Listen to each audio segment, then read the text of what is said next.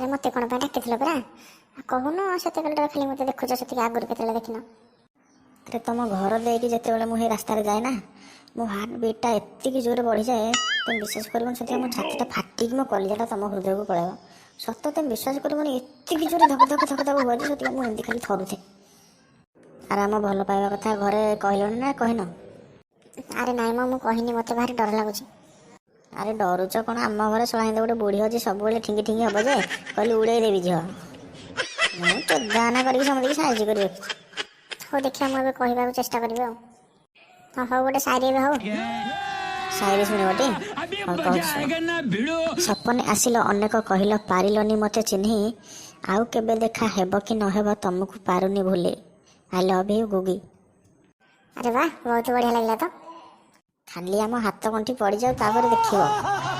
ଆରେ ମୁଁ ଆମ ଘରେ କହିଲେ ଆମ ଘରେ ରାଜି ହେବେ ତ?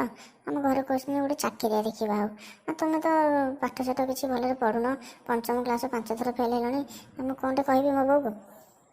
ତମେ ପାଠଶାଠ କଥା କିଛି କହିବନି ମ। ପାଠଶାଠ କିଏ ଆଜିକାଲି ମୋ ପଢ଼ିକି କରିଦେଉଛି କି? ତମ ପୁଅ ସୁରାଟରେ ଅଛି, 47,000 ଦରମା।